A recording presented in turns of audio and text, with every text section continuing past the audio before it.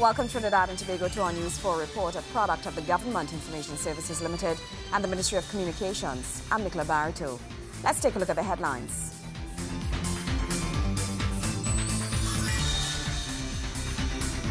The Attorney General commends UDECOT for the good work it has undertaken.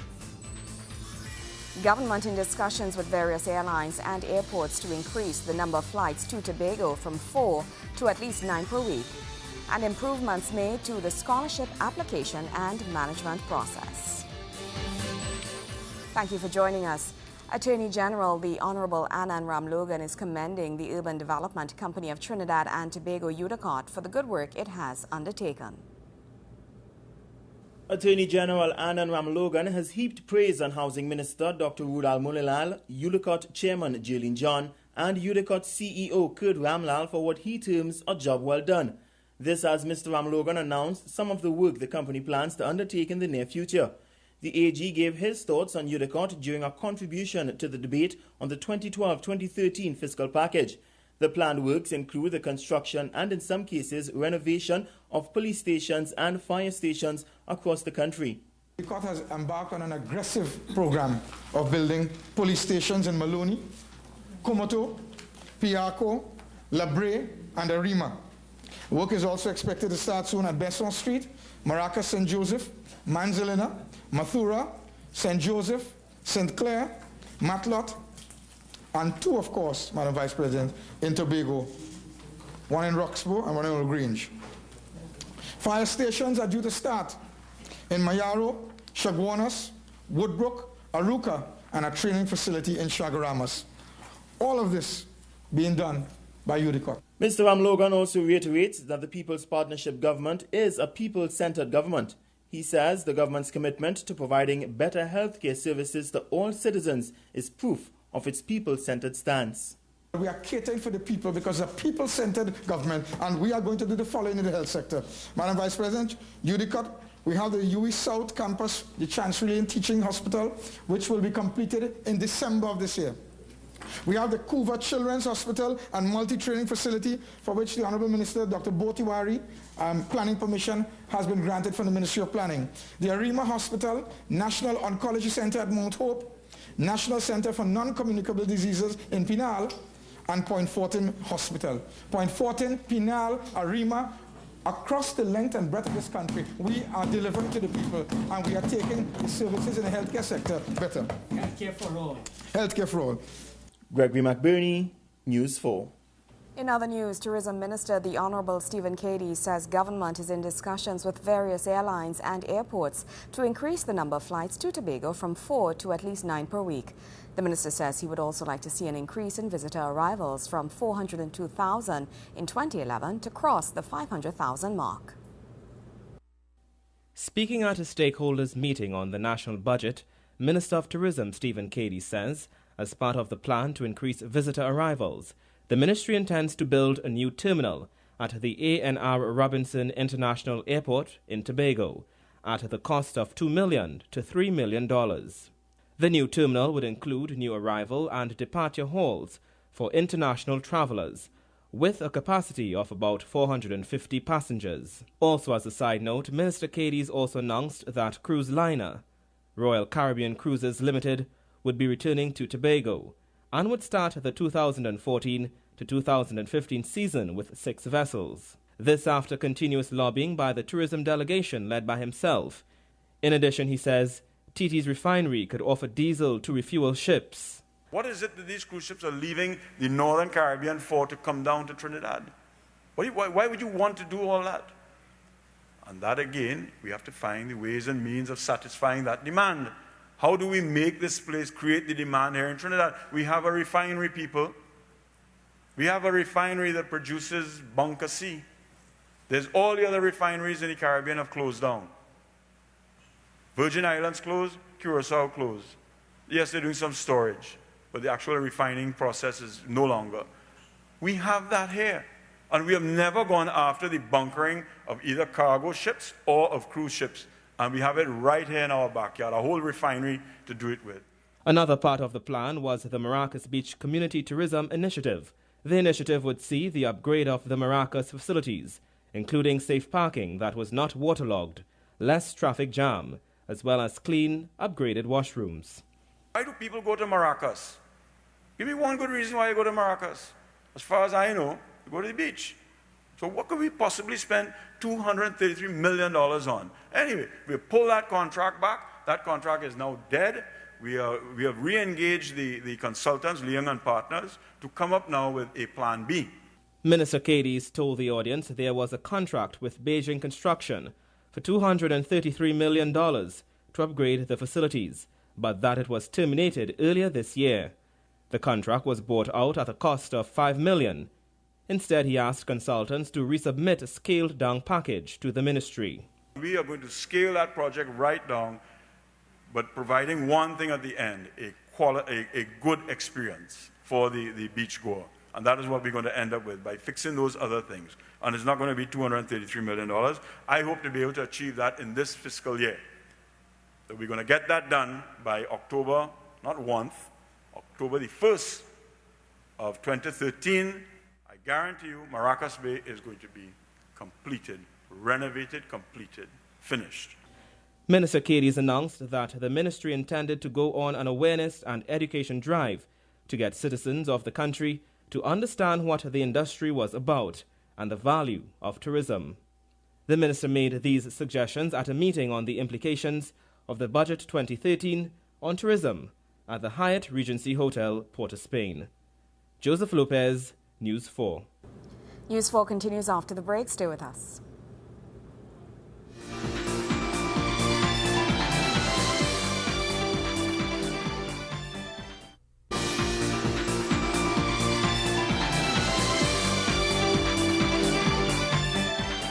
Welcome back. Minister in the Ministry of Works, Stacey Rupnarine, and a ministerial team visited a bridge that collapsed at SS Erin Road in Sign Village, Penal. Speaking with reporters at the scene, the minister assured that they are doing all in their power to correct the situation in a very timely manner.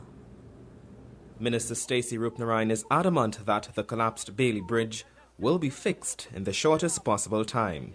She says it is regrettable and is aware of the inconvenience it has caused on residents living in SS Erin Road, Sign Village, but promises that the team from the Ministry of Works is working feverishly to have the bridge functioning once more. We had to close off this segment of the road late yesterday evening into the night, and since then we have been working on a solution for this. What we plan to do is the installment of 2 Bailey bridges just to the side of where this bridge is, so as to allow vehicular traffic to continue to flow. This main road is a very busy main road, and therefore we anticipate that we will have some problems with congestion during the peak hours because we are currently diverting traffic along the Queen Anne Road. She says they are hoping the bridge will be constructed and completed by midweek.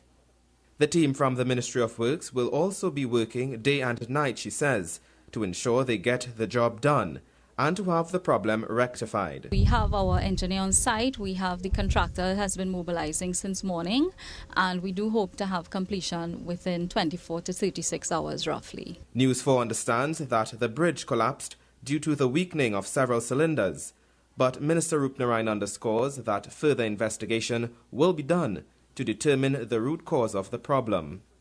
The minister says her team will undertake several site visits to a number of bridges across the country to ensure that they are in good condition. We always continue to do work to reinforce some of our bridges where we can. With respect to the question of the dredging and so on, that is the responsibility of the Drainage Division. However, this is something that they have been doing for many, many years now, and therefore we have qualified engineers, qualified contractors who know how best to come in and do the work in such a way so as to cause minimal negative effects. What I would say in this particular situation, we've had quite a lot of rainfall over the last 2 weeks or so. So that really escalated this situation. So we're at a stage now where we need to get the work done as emergency and get it done immediately. Joseph Lopez, News 4. Minister of Public Administration, the Honourable Carolyn Sipasat Bachan, is lauding the improvements made to the scholarship application and management process.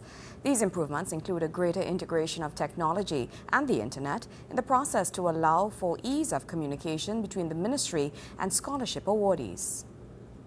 I'm pleased to say today, in February of this year, 2012, we launched the Scholarships and Advanced Training Information System, which we call SATIS, which facilitates, apart from online application, your link to the Ministry of Public Administration, your way of communicating with us. You can track your own payments on the system. Evaluation and selection criteria for all scholarships. And let me take this opportunity at this forum to state that evaluation and selection criteria for all scholarships are published on the scholarship websites for all to see. Since we implemented that system, the response from citizens of Trinidad and Tobago has been excellent. The system is transparent and open.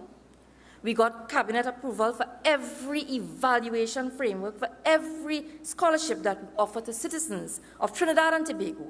And each of those evaluation frameworks is open and transparent. Minister Sipasad Bechan made the announcement while addressing a seminar for the recipients of government scholarships. The Public Administration Minister says while the new information system greatly assists in the streamlining of the scholarship management process, some assistance is also needed in the form of the implementation of additional policies. Another key building block is what the Cabinet has approved, termed the Interim National Development Human Resource Development Needs for Trinidad and Tobago, which identify priority areas of study critical to national development and the award of scholarships. This document is already being used by our Scholarship Selection Committee to assess and score all applications for scholarships offered in Trinidad and Tobago. Minister Sipasad Bechan also took the time to assure persons who earn scholarships that employment will be waiting for them when they complete their education. However, she urges them to realize and appreciate that they are being given a rare opportunity which many others do not have.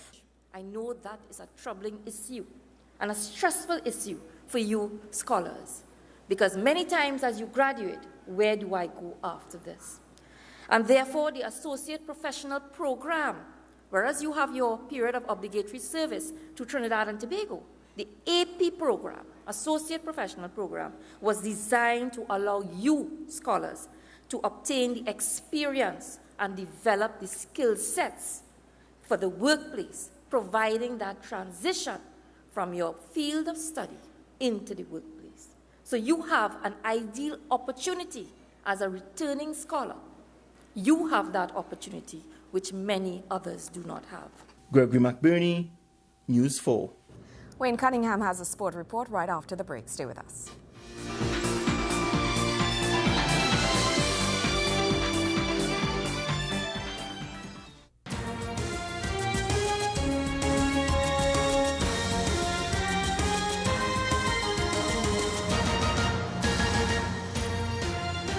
The race for places in the Secondary Schools Football League's Big Five contest is at a crucial stage, with titles still to be decided in all zones. In the East, leaders Arima North Secondary look favoured for top honours, but second place St. Augustine is not going away. The Green Machine met El Dorado East on Wednesday, and they needed a win to keep close to the Dial Dynamos. Wayne Cunningham has the highlights from that match. Defending East Zone champions El Dorado East Secondary travelled to St. Augustine for a crucial encounter in the Secondary Schools Football League. At the start of the day, St. Augustine was 3 points adrift of zonal leaders Arima North and needed a win in order to keep their title hopes alive, and they went about that mission from early. In the 20th minute, they got the opening item. Jordan Devnish with some good work down the left flank, topped off with a flying cross for Akim Andrews to tuck home.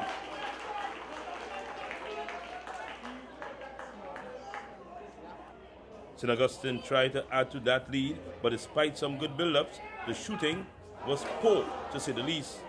So they had to settle for 1-0 at the half.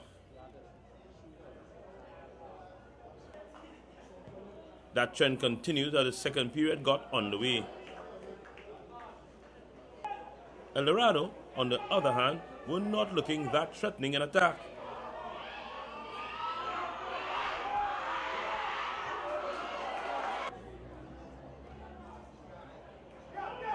The Green Machine finally got it right in the 59th minute. Anthony Diaz carried it all with a fine run on the right, and Devnish finishes well to make it 2-0 St. Augustine. Eldo came to life after that. Augustine goalkeeper Romario Romain doing well to keep out this Shaquille Bertrand effort.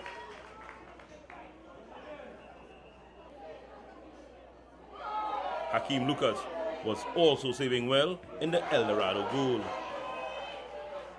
But there would be no further disturbance of the nets in this match as referee Alison Boney blows the final whistle. St. Augustine registering a 2-0 win to keep within striking distance of Arima North. And they would also need some help if they had to catch the Dial Dynamos and capture the East Zone. Wayne Cunningham, News 4 Sports. News 4 continues after the break.